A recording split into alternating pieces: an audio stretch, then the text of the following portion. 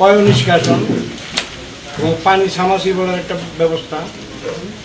আমি ৯ নম্বর ওয়ার্ডের মেম্বার, আমার এখানে পানির সমস্যা আছে।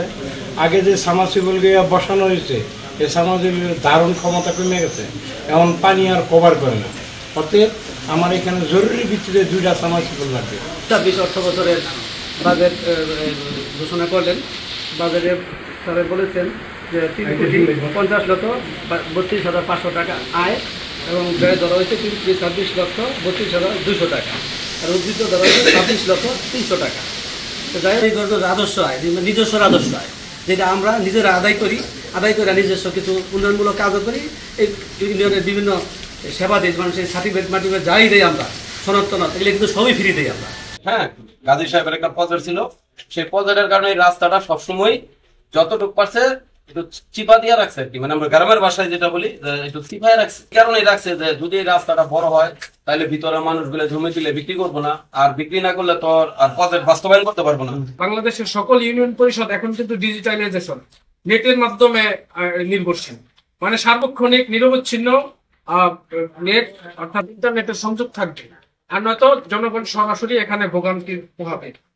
এখন আধুনিক সিস্টেম চলে আসছে যে একটা ইউনিয়ন পরিষদে সাধারণত আইপিএস থাকবে এবং সেখানে অনু জাতীয় একটা ডিভাইস তৈরি হয়েছে যেটাতে সার্বক্ষণিক ইন্টারনেটের সংযোগ থাকে, কিন্তু দুর্ভাগ্যক্রমে এখানে আইপিএস এর ব্যবস্থা নেই। অনু আছে কিনা সেটাও জানা নাই। এর ফলে আমাদের ইউনিয়ন পরিষদের যারা আসেন তারা নিয়মিত সেবা পান না। এটা শুধু এটাও একটা কারণে। এখানে সশরীরে উপস্থিত একদিন যদি ন্যূনতম হয়, সাধারণ মানুষের যে সেবা সেই সেবাটা পাওয়ার নিশ্চয়তা আমরা পাবো। যেভাবে চুরি ডাকাতি ছিনতাই শুরু হয়েছে, এই ইউনিয়ন পরিষদের কোনো মালামাল যদি চুরি করে নিয়ে যায় তারা শনাক্ত করতে পারবে না। 3,50,00,000 প্লাস বাজেটের সেই নিরাপত্তার বিষয়টা রাখেনি, এটা আশা করি রাখবেন। আমি যেটা বলতে চাচ্ছি সেটা হচ্ছে সিসি ক্যামেরা, পর্যাপ্ত সিসি ক্যামেরা ব্যবহার এবং এখানকার বেশ কিছু কম্পিউটার, ল্যাপটপ এসব থাকে। তো আপনার এখানে এসে যদি কোনো দুর্বৃত্ত সবকিছু চুরি করে নিয়ে যায়, কেউ না থাকলে কোনো প্রমাণ পাবেন না, সুতরাং এটা আপনি বিচার পাবেন না, সরকারি সম্পদ খোয়া যাবে, এতে জনগণের সরাসরি ভোগান্তি এবং জনগণেরই ক্ষতি হবে। লোক দেখানো বৃক্ষরোপণ করলাম, কিছুক্ষণ পরে মানুষের গরু ছাগল বা কেউ ধাক্কা দিয়ে ফেলে দিল, এটা আসলে ওই গাছটা বড় হয় না, কিন্তু আমাদের খাতা কলমে এই টাকাটা চলে যায়। একটা গাছের পিছনে ন্যূনতম 100 থেকে 150 বা 500 টাকা খরচ হয় কিছু ফলদ গাছ আছে এইসব গাছ রোপণ করলে, কিন্তু সেই গাছটা যদি খুঁটি দিয়ে বেড় না দেয়, পরবর্তীতে একজন লোক যদি দেখভাল না করে, সেটা আর টিকবে না। ফলে এই খাতে কিভাবে এই বৃক্ষগুলো টিকিয়ে রাখা যায় সেটার একটা বাজেট আরো বাড়ানো উচিত এবং সেখানে প্রয়োজনীয় লোকবল বা দেখভালের লোক জরুরি বলে মনে করি। পাশাপাশি এখন হচ্ছে চারদিকে যেটা বজ্রপাতের যে সবচেয়ে ভয়ঙ্কর দিক, তাল গাছ রোপণের একটা দাবি আমি তুলে আসছি। যারা বিল্ডিং বাড়ি আছে, যারা ধনী মানুষ, তাদেরকে কোন নোটিশের মাধ্যমে, যেহেতু আমাদের প্রশাসক মহোদয় একজন ম্যাজিস্ট্রেট, উনি রূপগঞ্জ উপজেলা প্রশাসনের একজন কর্তা, উনি একটা জরুরি নির্দেশনার মাধ্যমে পুরো উপজেলায় সিসি ক্যামেরা বাধ্যতামূলক করতে পারেন। গুরুত্বপূর্ণ রাস্তা এবং যারা ন্যূনতম দোতলা বাড়ি আছে বা একতলা বাড়ি আছে, পাকা স্থাপনা আছে, সিসি ক্যামেরা তার ক্রয় করার ক্ষমতা আছে, সেটার জন্য বাধ্যতামূলক করে। ভুক্তভোগী বললো যে অভিশপ্ত একটি রাস্তা, আসলে অভিশপ্ত রাস্তা বলতে কিছু নাই।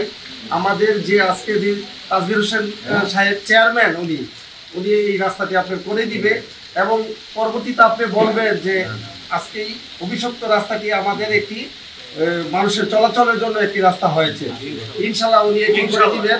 স্থানীয় সরকার প্রতিষ্ঠান হিসাবে সবচেয়ে মৌলিক ও গুরুত্বপূর্ণ প্রতিষ্ঠান হচ্ছে ইউনিয়ন পরিষদ। সেই ইউনিয়ন পরিষদেও একইভাবে একটা বাজেট ঘোষণা হয়ে থাকে।